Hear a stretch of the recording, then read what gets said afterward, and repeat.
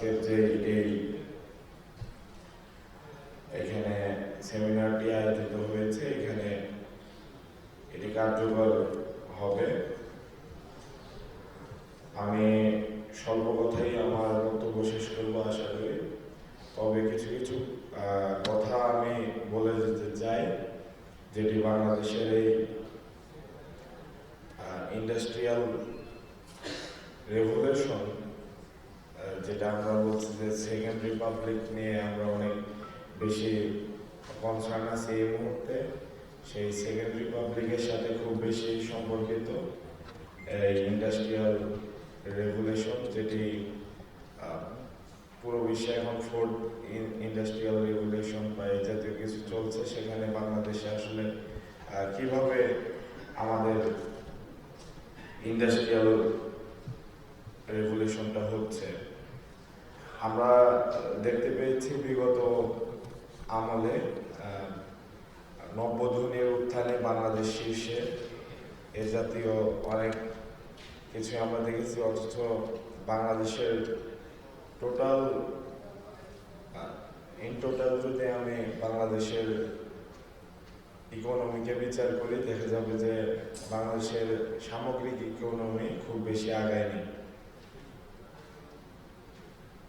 তো সামষ্টিক যে এই অগ্রগতি, সেই সামষ্টিক অগ্রগতি তখনই সম্ভব হবে যখন হেভি ইন্ডাস্ট্রিয়ালিস্টদের পাশাপাশি যারা কুটির শিল্প এবং এগুলো নিয়ে কাজ করেন তাদের দিকেও সরকার সুনজর দেবে এবং তাদের জন্য যে রিসোর্সগুলো আছে সেই রিসোর্সগুলো সরবরাহ করা, তাদের জন্য যে গ্যাস বিদ্যুৎ সেগুলো সরবরাহ করা। যেহেতু আমি বাংলাদেশের একটি অন্যতম সমৃদ্ধ অঞ্চল সিরাজগঞ্জের সন্তান, আমি সেখানকার একটি শিল্প সমৃদ্ধ জেলা হওয়ার কারণে বা সম্ভাবনাময় একটি জেলা হওয়ার কারণে আমি সেইখানকার বিচারে আমি আসলে পুরো বাংলাদেশে বিচার করতে চাচ্ছি, বা এটি আমার জন্য সহজ হবে। আমি বলতে চাই হেভি ইন্ডাস্ট্রিগুলো যেমন গড়ে উঠছে, তার পাশাপাশি যে কুটির শিল্পগুলো বিকাশমান আছে বাংলাদেশে, তার অস্তিত্ব আছে, সেগুলোর দিকে সরকারের আরো বেশি নজর দেওয়া উচিত। যেহেতু এখানে সাস্টেইনেবল কথাটি আসছে, আমরা গ্লোবালি চিন্তা করলে আমরা অনেক কিছুই দেখতে পাই যেটি খুব দ্রুতই পরিবর্তিত হচ্ছে। কারণ বাংলাদেশে যে টেক্সটাইল ইন্ডাস্ট্রিগুলো আছে সেগুলো সামনে এগিয়ে যাচ্ছে এবং সামনে এগিয়ে যাবে সেই প্রত্যাশা। কিন্তু বাংলাদেশের যে শ্রমবাজার, সেই শ্রমবাজারের পার্সপেক্টিভে আমাদের এখানে যে পরিমাণ শ্রমিক শোষণ হয় বা শ্রমিকদেরকে আমরা যতটুকু সুবিধা দিতে পারি, সেটি আসলে বাংলাদেশে বসে যদি আমরা গ্লোবালি চিন্তা করি, আসলে খুব বেশি আমরা তাদেরকে সুবিধা দিতে পারি না। এই কারণেই কিন্তু প্রায় বাংলাদেশের শ্রমিক অসন্তোষ দেখা যায়, যেটি আমাদের এই ইনফ্রাস্ট্রাকচার ডেভেলপমেন্ট করার আগে এই পলিসির জায়গা থেকে আমাদের ঠিক করা উচিত যে আমরা সামনে যে আমাদের ইন্ডাস্ট্রিয়ালাইজেশন নিয়ে আমরা ভাবছি, বা টেক্সটাইল ইন্ডাস্ট্রি যেহেতু বাংলাদেশে অন্যতম, টেক্সটাইল অ্যান্ড গার্মেন্টস সবচাইতে এগিয়ে আছে, বাংলাদেশের অর্থনীতির সবচেয়ে বেশি ভূমিকা পালন করছে, সেক্ষেত্রে তাদের হিস্সাটা আসলে যেন রক্ষিত হয়। বাংলাদেশের যে ক্ষুদ্র কুটির শিল্প, আমার এলাকায় আমি দেখেছি সেখানে কিন্তু তাঁত শিল্প আছে, কিন্তু তাঁত শিল্পের অবস্থা খুবই নাজুক। বিগত ফ্যাসিস্ট সরকার কিন্তু তাদের দিকে খুব বেশি নজর দেয়নি, যে কারণে এই একটি সম্ভাবনাময় শিল্প সেটি প্রায় ধ্বংসের দ্বার প্রান্তে। একটি প্রজেক্ট তারা করেছে, যেটিকে তারা মেগা প্রজেক্ট হিসেবে জাতির সামনে উপস্থাপন করতো, সারা বিশ্বকে দেখানোর চেষ্টা করত। সেখানে কিন্তু প্রতিদিন 28 লাখ টাকার মতো রাষ্ট্রের ক্ষতি হয়। তাহলে কত শত কোটি টাকা প্রতি বছর বাংলাদেশ রাষ্ট্রের ক্ষতি হচ্ছে। তো ইনফ্রাস্ট্রাকচার ডেভেলপমেন্টের জন্য অবশ্যই আমাদের খেয়াল রাখতে হবে এটি পরবর্তীতে রাষ্ট্রের জন্য কতটুকু ভূমিকা রাখবে, বাংলাদেশ রাষ্ট্রের সামগ্রিক অগ্রযাত্রায় সেটির ভূমিকা কোথায় হবে সেটি আমাদের ভাবা প্রয়োজন। গত 16 বছরে দেশ থেকে পাচার হয়েছে 93 বিলিয়ন ডলার। এগুলো সব আসলে মোটা দাগে বিভিন্ন নিউজ চ্যানেলের যে নিউজগুলো আছে সেগুলোই আমি পড়ছি। যা দিয়ে বানানো যেত 32টি পদ্মা সেতু, হাসিনা পতনের পর থেকেই কিন্তু আবার আমরা দেখতে পাচ্ছি যে রেমিটেন্স আসছে। সেই রেমিটেন্সের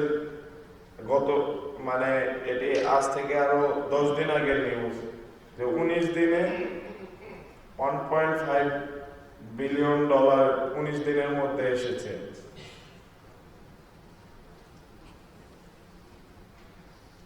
বিশ্বব্যাংকের ঢাকা কার্যালয়ের সাবেক প্রধান ডক্টর জাহিদ হাসান মনে করেন, আওয়ামী লীগ গত 1.5 শতকে কিছু রাস্তাঘাট, ব্রিজ, মেট্রো রেলের মতো কিছু অবকাঠামো তৈরি করেছে, কিন্তু এর বিপরীতে ধ্বংস করে দিয়েছে দেশের প্রত্যেকটি প্রতিষ্ঠান, বিচার বিভাগ, পুলিশ প্রশাসন, ব্যাংক, দুর্নীতি দমন কমিশন, নির্বাচন কমিশন। সর্বোপরি এসবের প্রভাব পড়েছে দেশের অর্থনীতিতে, যা বিষিয়ে তুলেছে মানুষের দৈনন্দিন জীবন।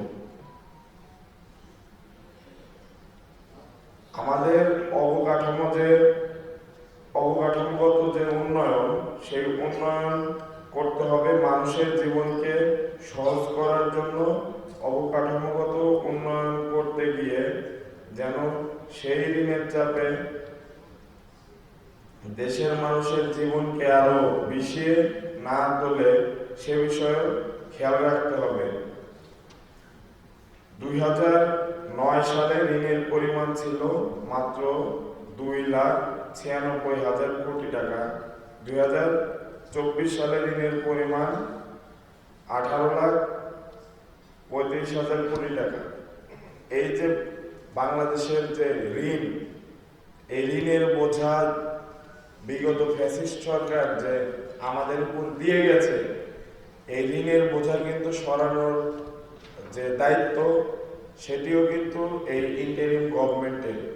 এই ইন্টারিম গভর্নমেন্টের সামগ্রিক যে সামষ্টিক যে অর্থনীতি, এটিকে এগিয়ে নেওয়ার আগে বা সাস্টেইনেবল করার আগে প্রয়োজন আমাদের প্রশাসনকে কার্যকর করা, আমাদের জনমনে প্রশান্তি আনার জন্য যে উদ্যোগগুলো আছে সেই উদ্যোগগুলো বেশি বেশি নেওয়া। তা না হলে কিন্তু দেশের যে সামগ্রিক নিরাপত্তা সেটি পরিপূর্ণভাবে সুনিশ্চিত হবে না, এবং সেটি যদি সুনিশ্চিত না হয় সেক্ষেত্রে ফরেন যে ইনভেস্টররা আছে যারা বাংলাদেশকে নিয়ে আগ্রহী, তারা কিন্তু আগ্রহ হারিয়ে ফেলবে। এই মুহূর্তে আমি মনে করি এই সরকারের জন্য এটি সবচেয়ে বড় চ্যালেঞ্জ, এবং আশা করি খুব সফলভাবে আমাদের সামগ্রিক সহায়তায় সরকার সেটি উঠতে যেতে পারবে। আপনারা জানেন 2010 থেকে 12 সাল পর্যন্ত হলমার্কের জাল কাগজপত্রের মাধ্যমে সোনালী ব্যাংকের রূপসী বাংলা শাখা থেকে 35,000 কোটি টাকা ঋণ নেয়। এরকম অসংখ্য উদাহরণ আছে যেগুলো আসলে পড়তে গেলে অনেক সময় লাগবে। সামগ্রিকভাবে দেশের যে অর্থনীতি, সেই অর্থনীতিকে ধ্বংসের যাবতীয় কর্মকাণ্ড তারা করে গেছে এবং লুটপাটের মহোৎসব তারা চালিয়ে গেছে। যে মেগা প্রজেক্টগুলো আছে সেই মেগা প্রজেক্টগুলোর নামে